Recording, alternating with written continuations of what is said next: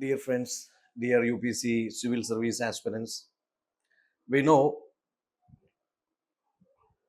these are around 300, 400 very potential questions for the upcoming prelims 2025 from history. So we know history is one of the core subjects like your economy, geography, political science, environmental science, science and tech. Similar way, history is also one of the important subjects for your prelims examination paper 1. Usually, history, ancient India, medieval India, modern India, art and culture. These are the areas from where UPSC has lots of questions. If you analyze the previous year's questions, right from 2011 to 2024, on an average, 15, 16 questions being asked from this history and culture alone.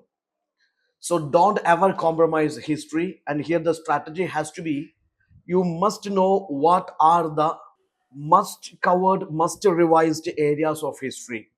It's not necessarily history is a vast ocean like subject. So you won't get sufficient time for covering everything. Also, doing PhD is not a solution to do crack UPSC. Focus or prioritize the core areas and do multiple revisions on the same. Okay. Let's have a look into some very important areas or the potential questions from ancient India, medieval India, modern India, art and culture for the upcoming prelims examination. और ये मेरा request है कि आपने जो है ना ये video just watch it till the end ताकि आपको एक क्लियर आइडिया मिलेगा you will get a clear picture crystal clear picture what are the areas to be focused or shouldn't be missed. Let's have a look into Harappan civilization. So Harappan civilization or Indus civilization, a potential topic for UPSC in the prelims examination. Reason is that recent relevant archaeological excavations, findings, and ongoing debates on various aspects of this Indus civilization, especially its decline theories. So here, one thing you have to take care is that Harappan script, one of the very anticipated topic, Harappan script, the Bostrofedan script, various features, its comparisons with other civilizations, scripts and language. So Harappan script is important for you. Harappan art forms, especially the seals and ceilings, is important for you. Then the town planning, the fortifications, citadel, lower town, division of the city, water management system. Then of course the weights and measures. So these things you shouldn't be. I mean, you should not compromise, especially the town planning, about this art and craft, about this scientific technological advancement of industrialization, about various reasons according to recent studies and recent findings, various reasons for the decline of this urban civilization. Those things shouldn't be missed. And most importantly, there are lots of sites being recently excavated, recent findings. Based on those findings, what are these reach and what are the advancement of this civilization and their interlinkage with other civilizations. Those things are important for you. Coming to Vedic civilization, you know that in the mains also they asked about Vedic society, Vedic religion, etc., Vedic economy, etc., RVC versus LVC. So here I would say that Vedic civilization, especially the literary works, that is very important for you for the prelims. There are different literary works and how they reveal the picture of this Vedic civilization or Vedic age. I mean, the social, economic, cultural, religious picture. So there is Samhitas are there, Brahmanas are there, Aranyakas are there, Upanishads are there. Now, according to this Vedic literature, what are the socio-economic, cultural, religious life revealed of RVC and LVC? That thing is very important. Also, according to recent studies, their connections with the Indus civilization. How, to what extent they are connected with Indus civilization? About their art and craft, about their agrarian economy, pastoral economy, about their religion, religious practices. Those things are important for you, and the cultural continuity. There is Mahajanpadas. 16 Mahajanpadas are the Anguttara Nikaya Buddhist text to talk about 16 Mahajanpadas.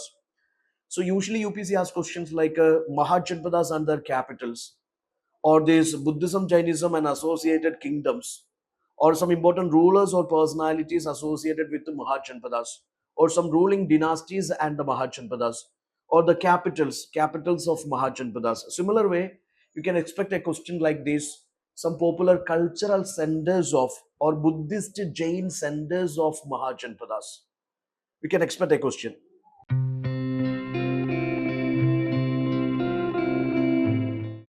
You can expect a question or a three-item kind of the table which UPC recently asked you. So there you can expect Mahajanpadas, their capitals and association with the Buddhism, Jainism. What all Mahajanpadas associated with the Buddhism? What all Mahajanpadas associated with Jainism or Vardhamana Mahavira or Gaudam Buddha?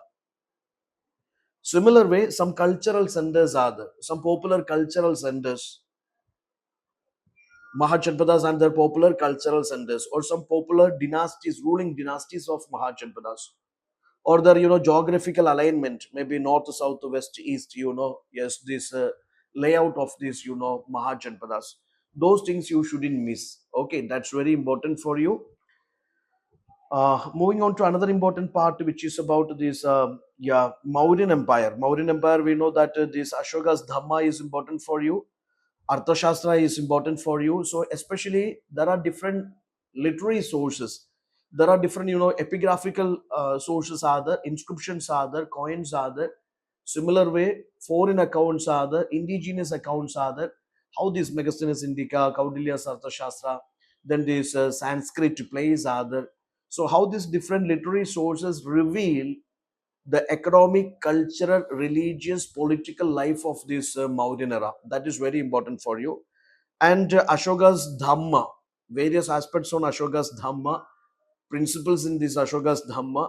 Similar way, Mauryan administration is always a hot cup of tea, or it's always one of the important areas in the exam. So Mauryan administration, have an idea how its central administration is aligned, how its local administration is organized.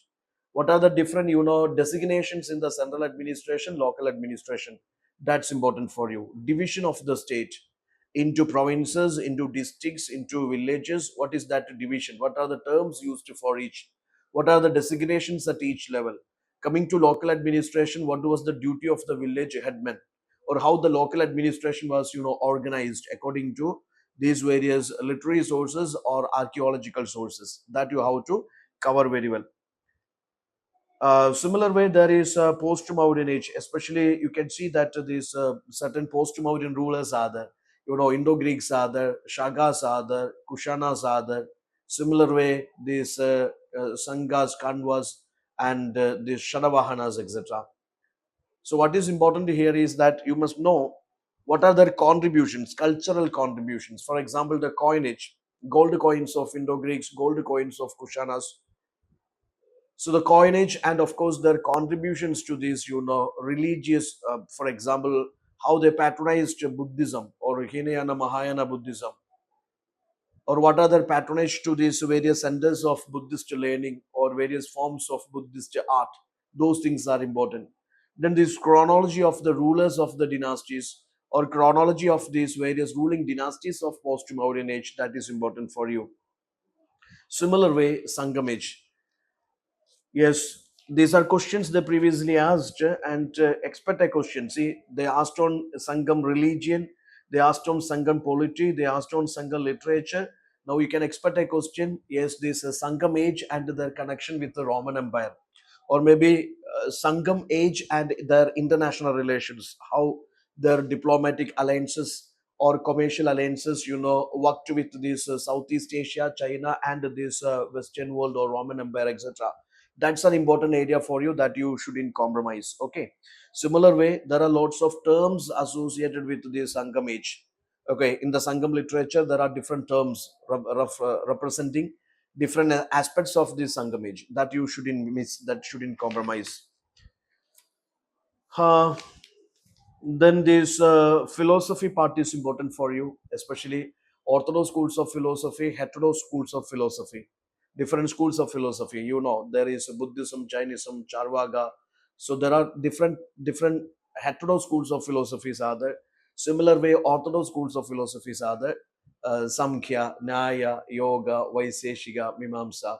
So what are the central teachings of or central principles of these orthodox schools of philosophy, unorthodox schools of philosophy that you should cover? Okay, for example, Sankhya, whether it accepts, advocates creator God or not. Okay, or Vaiseshika school of philosophy. Okay, or that atom theory, or Mimamsa school of philosophy, Vedic authority, establishing Vedic authority. So how these philosophies, whether they propagate Jnana Marga or this Karma Marga, Bhakti Marga, which Marga is for salvation. Okay, what are the central teachings? Okay, so these orthodox schools and unorthodox schools you have to cover very well, especially, and also these Upanishadic principles about the transmigration of the soul, or about the cycle of the birth, death, about this what is called a karma doctrine. So, what are the central philosophies of this Upanishad? How they provide, I mean, or how Upanishad had been instrumental for birth of other schools of philosophies. Okay, those things you have to cover very well. Then another important thing is, of course, the trade contacts. Ancient India's trade contact with this Western world or Southeast Asia, or with this Egypt, or with this Middle East. So that concept is again an important area, because recently there are lots of things, I mean, when our international ties are connected with our cultural ties, or past cultural ties, see, these things are very much important for you. Especially ancient and medieval India, we had these cultural ties, diplomatic ties, commercial ties with this other world, or maybe with this Western world, Eastern world, etc. So that idea is very much important. For example, what was the status of the trade between India and this Roman Empire in this 300 BC, 300 AD, or up to this 6th century AD? Then another very important portion is that Buddhism. They already asked lots of questions. They already asked lots of questions from Buddhism, Jainism. So you have to expect questions, especially questions around these differences and similarities between the teachings of Buddha and Mahavira. Similar way, yes, there are different philosophies. For example, there is Anegandavada or Shayadvada. I mean, Shayadvada is a philosophy of maybe, or maybe all judgments are conditional. Okay, then Anagandavada, truth and reality must be judged from multiple point of view, multiple perspectives. Single perspective is not the ultimate reality. So there is Anagandavada, Shayadvada, or this what is called the Shunyavada, different schools of philosophies in Jainism. Similar way, in Buddhism also there are different schools of philosophies, different Madhyamika school of philosophy. There are lots of schools of philosophies. So the different schools of philosophies in Buddhism, Jainism, teachings of Buddha, Mahavira. Then similar way, different sect in Buddhism, Jainism, councils in Buddhism, Jainism, Buddhist Jain literature, literary works, their contributions to art, architecture. These areas you have to cover very well. Okay, because there are loads of questions, frequently, it is a recurring theme, frequently asked from these areas. So you shouldn't compromise. Next important thing is, this is about this particular status of the land grants in ancient India, early medieval India, especially Gupta age, the feudalization. Okay, what are the different sort of land grants? What are their objectives, and what are their titles, and how they are awarded? Okay, so those things you have to cover. Certain concepts like a Samanta system you have to cover.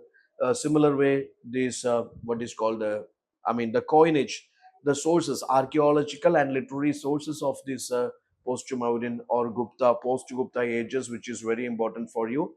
And most importantly, the foreigners' accounts. For example, Fahin is there, Huansang is there, Itzing is there.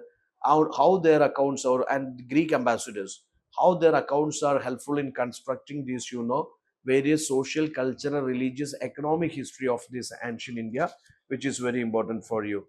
Also, you must have an idea about these various languages and scripts used in this compilation of various, literary works of ancient India. For example, coming to this Arthashastra, it is in Sanskrit. Okay, there is a King Hala. King Hala is a Shadavahana ruler. He is the author of the Marathi, poem compilation. Okay, Geha Saptasai. So similar way, there are lots of works which is done in this Pali language, Prakrit language, and in this Sanskrit language. Okay, so have an idea, and different scripts are used. For example, Ashokan inscriptions in some parts are in Brahmi, in some parts are in Kharoshti scripts. So this the scripts and languages used in this ancient medieval, that is important for you. And next important thing is that the science of ancient India, or the scientific developments of this ancient India. For example, about this, medicinal advancements, okay, medical advancements, about this mathematical advancements, about this, astronomy, astrology, metallurgy. What are the advancements which made in ancient India, which is important for you?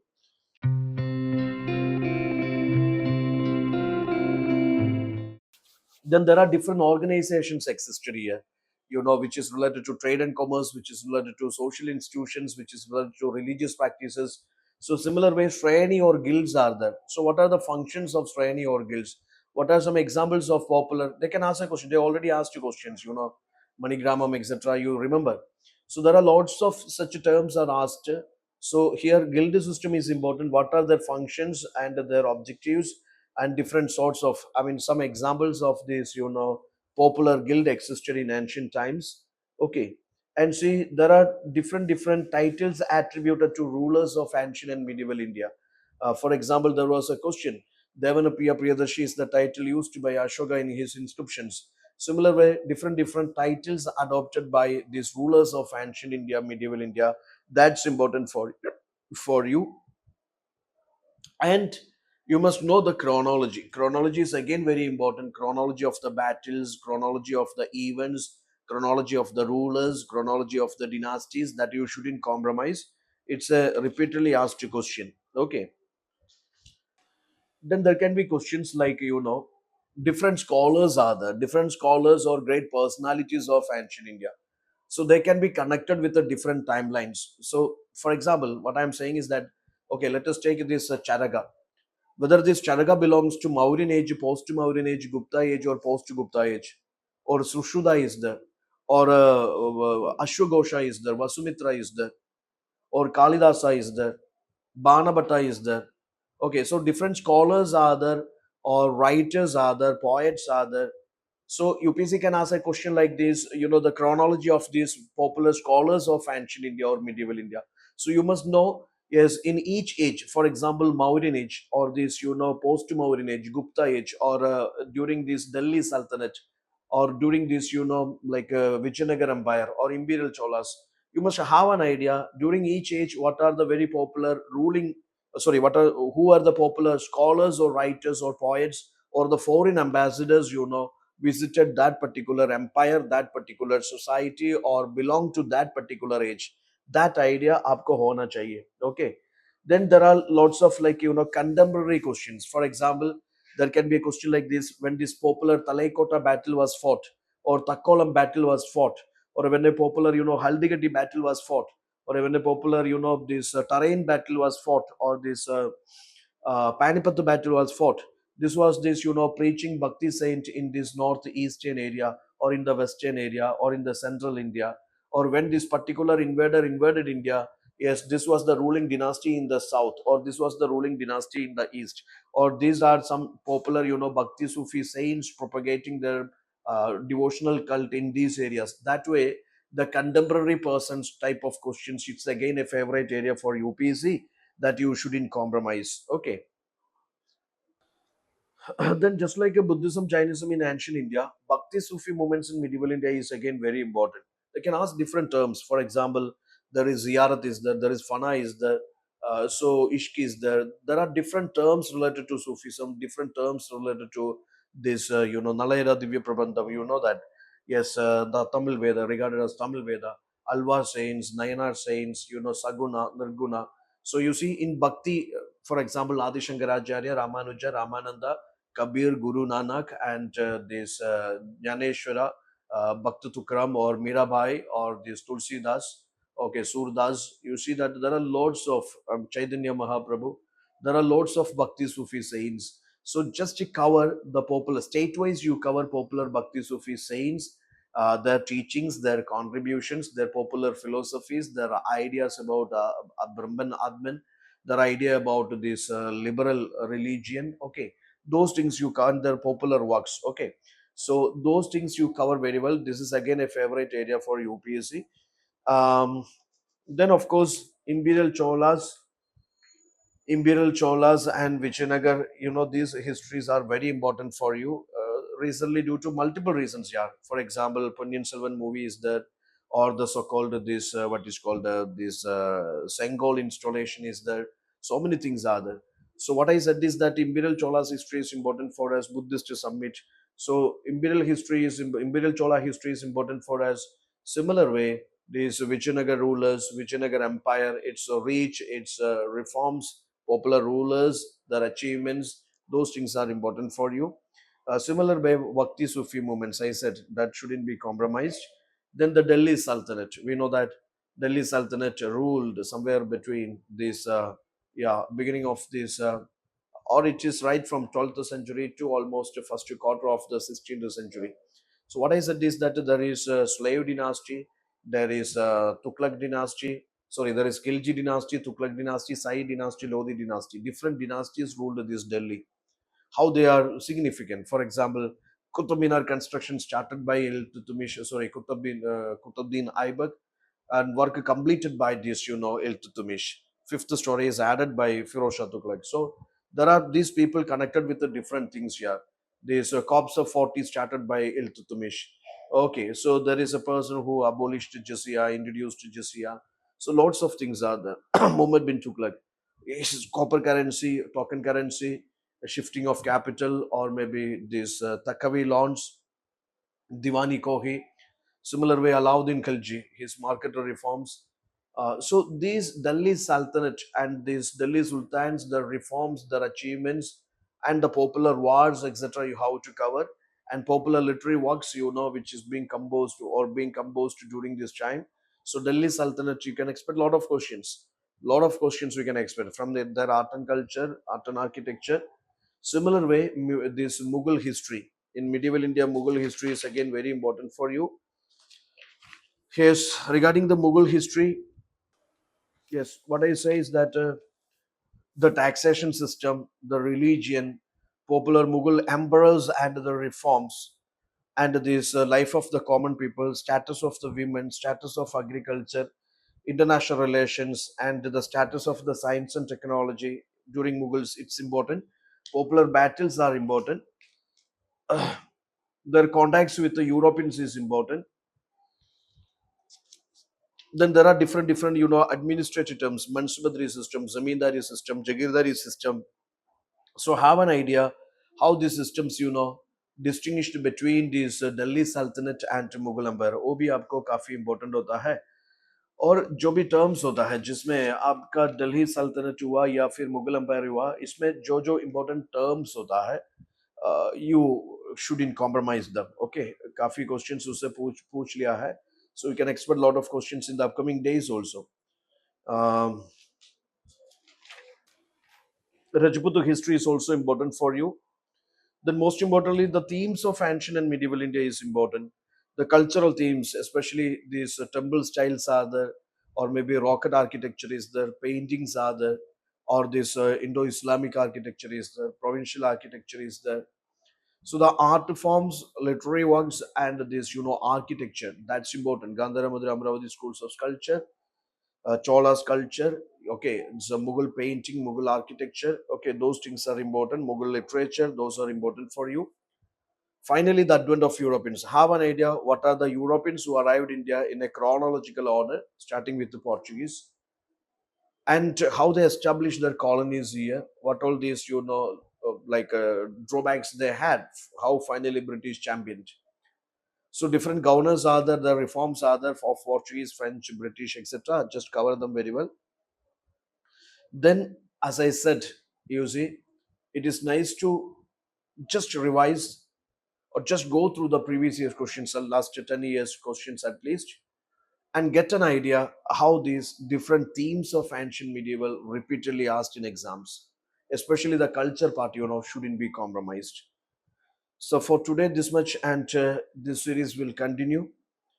What all the things which I shared with you today, that you prioritize, prepare very well, and just to do justice to that part, and don't compromise the art and culture part of these areas. Okay, that's it. All the best.